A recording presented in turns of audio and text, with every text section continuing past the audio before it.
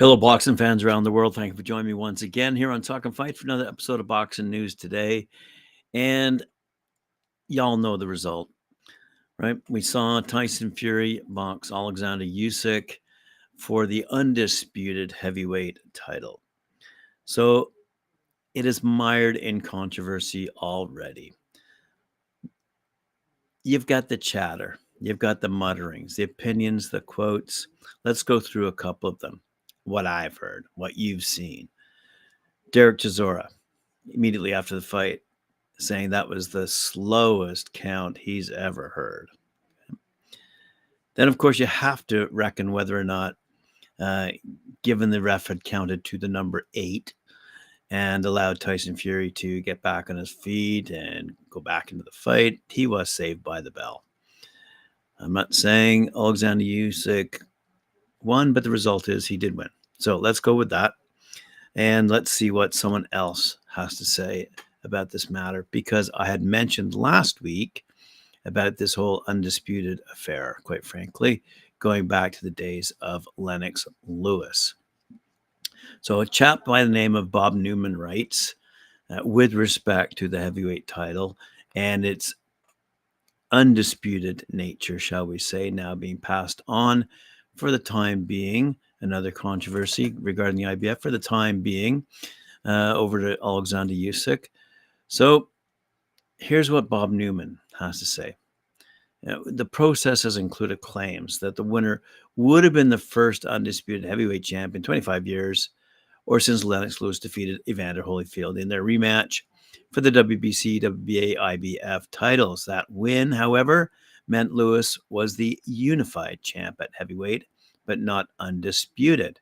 That's because the reigning WBO champ at the time was Vitaly Klitschko. Lewis would hold his 3 belts for only 5 months, as the WBA would strip him for not signing to fight number 1 rated John Ruiz. The recently vanquished Holyfield would defeat Ruiz for the vacant WBA belt on August 12, 2000. By that time, Chris Bird had shocked the boxing world by defeating the elder Klitschko brother, who, despite being well ahead on the scorecards, retired to a stool with an unsurmountable lead due to a shoulder injury. Lewis was left with the WBC and IBF straps, which he would defend 3 times in 2000, until he shockingly was stopped with one punch by Hasim Rahman in South Africa in the 5th round on April 22nd, 2001. Ironically, the WBO formed in 1988. I believe that was a year Lennox Lewis won gold for Canada at the Olympics and crowned its first heavyweight champion. That was Italy's Francesco Damiani on May 6 of 1989, more than a month before Lennox Lewis ever even turned pro, let alone won any version of a world heavyweight title. Prior to Damian's inaugural annexation of the WBO strap, Mike Tyson was the last undisputed champion of the 3-belt era, making a defense of those 3 belts, WBA, WBC, IBF, against Frank Bruno on February 25th, 1989, 2.5 months before Damiani's WBO snag. So, if the WBO counts as one of the 4 major sanctioning bodies in boxing now, then it counted 25 years ago. Then Lennox Lewis was never undisputed heavyweight champion. No disrespect, he says, just the facts. So anyway, he goes, while we're discussing facts, it's Oleksandr, not Alexander Usyk, as so many in the media have mispronounced his name. Anyway, there's an update on that whole undisputed thing. Okay, so as a result of the fight, 2 things have come about. 1, there is a rematch clause stipulated, I suppose, in the contract that was negotiated between the Saudis and the various promoters. And it seems that if in fact they do, Tyson Fury and Oleksandr Usyk, do decide to go into a rematch scenario, that could mean the IBF belt being stripped from Usyk, and therefore he would not be the undisputed heavyweight champ. And you might say that Daniel Dubois or his opponent, Filip Hrgovic, might in fact fight for that vacant IBF title, and that would be in June, by the way. So that's something I don't know if I'm looking forward to that. I mean, that kind of fits into the who cares category. But we will discuss these up and coming heavyweights in a second. So give me a moment here. Um, let's go back to the Usyk Fury fight for a sec. It seems after the fight, Usyk went to hospital after his press conference, I might add, because he may or may not have suffered a broken jaw. Now, naturally, his promoter Krasik has downplayed any injury fears concerning Usyk's future and said nothing major is wrong with him. So he went to the hospital after the press conference, and they made the exams. It's something like a 1 week recovery, no broken jaw. Thank God he's safe and sound. Yeah, okay. So, point is, though, if he does have a broken jaw, which he hotly denies, by the way, uh, he's okay. That's like saying Tyson Fury is an easy target because of the cut over his eye. So that cut never was reopened during the Usyk fight. So would Oleksandr Usyk be susceptible to a jaw injury in the future, no matter who he fights? That remains to be seen, obviously, and I don't have a crystal ball. But if I were fighting him, I'd go after his jaw. Anyway, I'm sure all fighters do. Anyway, let's have a quick look here. Gypsy King said at that press conference, have you seen my face? It's pretty busted up. And he's just gone to the hospital with a broken jaw, and he's busted too. So that's what Tyson Fury had to say. So, as I said, Krzyzewski explained a little bit further. He said, Usyk felt some discomfort in his upper jaw. The doctor said anything can happen, and this is a very sensitive area, so you need to be inspected as fast as possible. So he got his MRI, and word on the street, he doesn't have a broken jaw, but then I'm guessing he might have some kind of injury to his jaw, soft chin. In the other fight of note, another WBC heavyweight final eliminator, WBC's number 3, Agit Kabayel, 25-0, by the way, 17 knockouts, knocked out WBC number 2, Frank Sanchez, in the undercard of that Fury Usyk fight. And that happened in round number 7 over in Riyadh.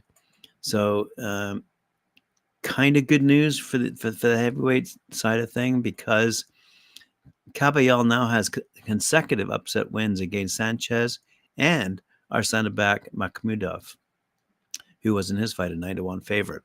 So if you take a look at who now is, shall we say, leading the way in terms of up-and-comers wanting to face a champion, it is interesting to note, one more point here, Tyson Fury, after the fight, said he's done with boxing. So has he retired? I don't know.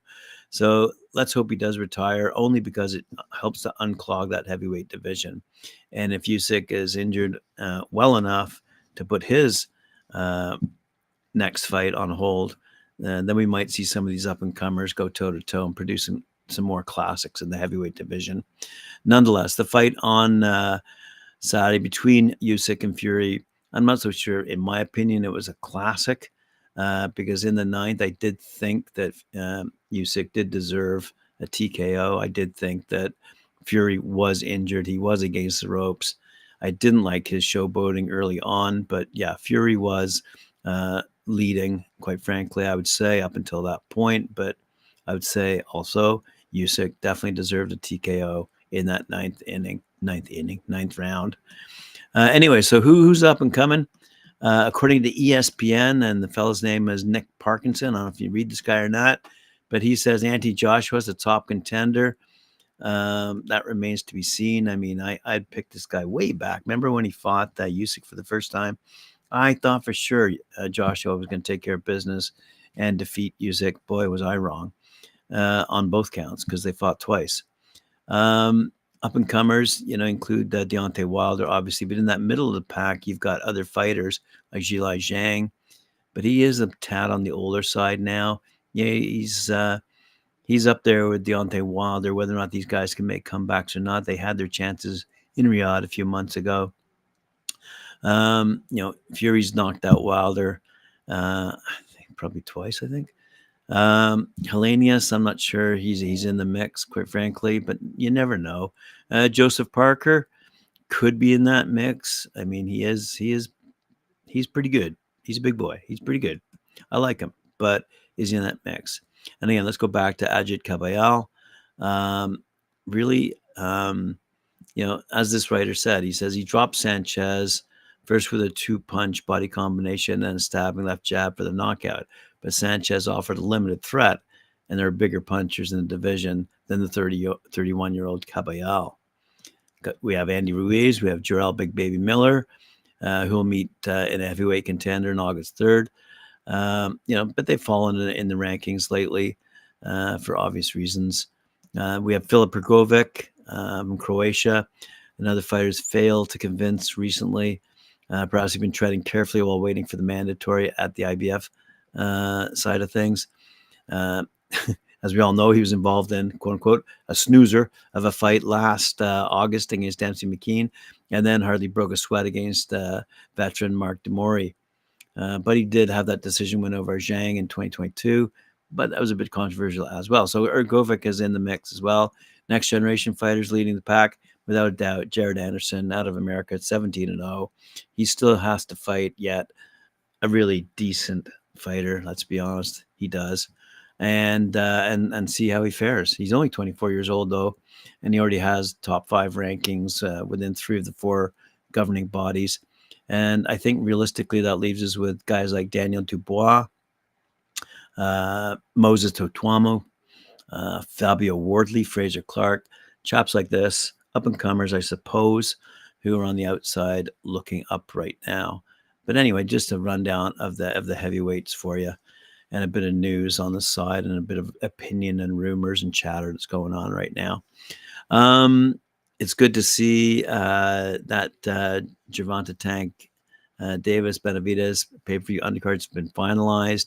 We're going to see super lightweight Gary Antoine Russell, 17-0, 17 knockouts, take on former WBA champ Alberto Puello. He's 22-0, 10 knockouts for the vacant WBC interim title at 140 pounds. And the newly elevated WBC middleweight champ Carlos Adames, he's 23-1, 18 knockouts. He's going to go toe-to-toe against Terrell Guasha. All right, so that's the pay-per-view opener. So this is when Tank Davis is going to defend his WBA lightweight title against Frank the Ghost Martin, while David Benavidez makes his 175-pound debut against former light heavyweight champ Oleksandr the Nail Govdik in a matchup for the WBC interim light heavyweight title. So there you go. So finally that undercard has been announced, and that's going to be a pretty good fight as well, featuring, as I said, Tank Davis and David Benavidez in separate fights, of course, but nonetheless, both for titles. Anyway, oh yes, one of my favorite fighters, Steve Claggett. WBO junior welterweight champion Teofimo Lopez, 20-1, 13 knockouts, will defend his world title against Steve the Dragon Claggett, 38-7-2, 26 knockouts. That's going to take place on Saturday, June 29th, at the James L. Knight Center in downtown Miami, Florida. It's a 10-round featherweight co-feature. We're going to see former WBO world champ and 2-time Olympic gold medalist Robeisy Ramirez, 13-2. He's going to return against Brandon Benitez, 21-2. The 6-round televised opener sees middleweight prospect Nico Ali Walsh, we've mentioned him often, 10-1, attempt to avenge his only pro defeat in a rematch against Sona Akali. He's 9-1. Okay, so that Teofimo Claggett Ramirez Benavidez, Ali Walsh Akali will be broadcast live on ESPN. Said Bob Arum, Teofimo Lopez is among the most electrifying fighters in the sport, and I know he's motivated to put on a show against a very tough challenger in Steve Claggett. Robeisy Ramirez wants to become a 2-time world champion, and the road back starts in his adopted hometown. Nico Ali Walsh has been asking for the Akali rematch from the moment the judge's decision came back after their first fight, and now he has a chance for revenge. Thank you, Bob. All right, let's go back to ESPN for a sec.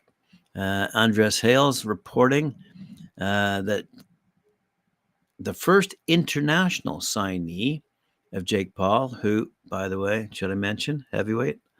Anyway, Jake Paul's company, Most Valuable Promotions, has signed an international boxer. And this chap will feature on the undercard of Jake Paul's fight on July 20th against Mike Tyson. India's Niraj Goyat, 18-4-2, 8 knockouts, will compete for the first time under the MVP banner against Brazilian superstar Whindersson Nunes in a 6-round super middleweight bout contested at 165 pounds. Goyat, he's 32 years of age, is the first Indian fighter to make the WBC World Rankings and is recognized as one of the best boxers in the country. Keeping in mind, you're talking about 1 billion people over there.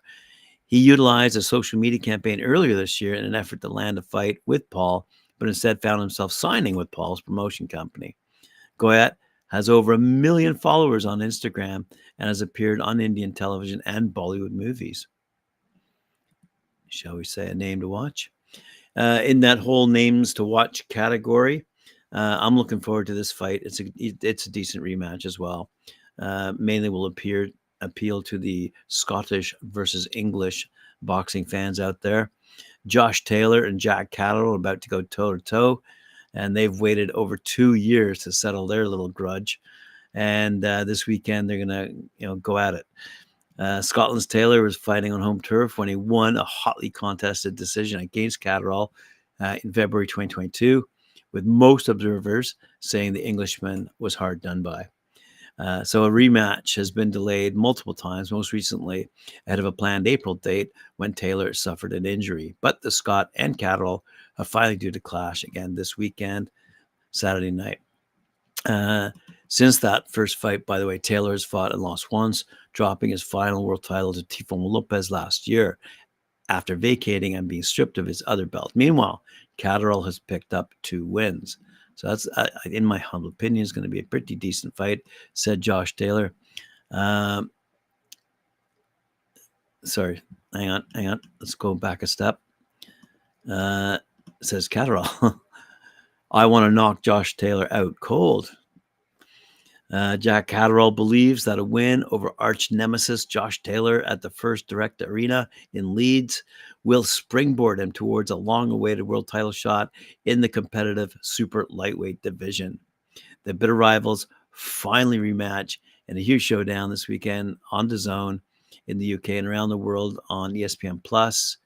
And Catterall, 28-1, says a comprehensive win over the former undisputed 140-pound ruler Taylor will prove that he belongs on the big stage. He went on to say, I think we've had 2 years since that fight when I've matured in and out of the ring. I've been doing a lot of developing. I think it's my time now to prove that I do belong in these big fights. Once I beat Josh, I'll go on and win a world title. Wow. Now, speaking of numbers, I'm going to conclude today's episode with something of a interesting headliner. Okay, we've all debated, boxing's ranking in terms of how many people watch what kind of sport. Is the National Football League soccer/football, cricket, golf, tennis. There's a whack of sports that are played globally, and there's a whack that are available on pay-per-view. Perhaps the MMA, UFC, in terms of combat sports, challenge most heavily with boxing. But it was really interesting to note this particular fact. Well, okay, fact, not really. But Oleksandr's victory over Tyson Fury was watched by at least 20 million people using illegal streams, costing TV rights holders around 95 million pounds. So this was an online intelligence company called YieldSec. And it seriously evidenced 2,000 different streaming locations broadcasting the fight from Riyadh, with 18% of those watching illegally from the UK. Now, I was flipping back and forth between the to hear the different commentators, quite frankly, and how they were reacting to each round. Sky Sports, TNT Sports, and DAZN. And it was interesting from my perspective. It was interesting to hear all the different comments that they were making in terms of who was winning and who was losing. But anyway, so going back to those 4 million people from the UK, it says yield sex analysis shows that 45% of illegal streaming took place in Europe, 25% in North America, and 16% in Asia. Okay, might have been illegal to do so, to watch illegally, but at the end of the day, it shows that boxing does have a massive audience around the world, and that should be taken into account with respect to these pundits who say that, you know, UFC and or MMA or any other sport legitimately is bigger, or if not more popular than boxing. My money's on boxing in terms of how popular it is around the world, whether in the amateur ranks or professional ranks. You take a look at a continent like Africa, a continent like Asia, continent like Australia. It is immensely popular in those continents, not to mention, of course, North America, South America, Central America, and Europe. You take all these continents and territories into place and put them all together, and you've got a ton million of fans watching boxing. All right. I'm hoping for a rematch, and yeah, and I think Robicio will get a rematch against Rafael Espinoza as well. Thanks very much for joining our chat there. At the end of the day, you know, who really cares about the IBFs and the WBOs and all that kind of stuff? It's realistically, well, I think Tyson Fury's proven it. It's about the money, isn't it? The 100 million quid he got for that fight. You know, and the showboating he did. I mean, it was obvious. I'm not so sure he took it that seriously. Perhaps he did. And has he retired? Perhaps he has. And at the end of the day, I hope he has, not because I don't like him, but because it just unclogs that heavyweight division. All right, boxing fans, appreciate you joining me. And remember to like, share, subscribe, hit that notification bell for me. Join me, watch me often on talkandfight.com, and make me rich.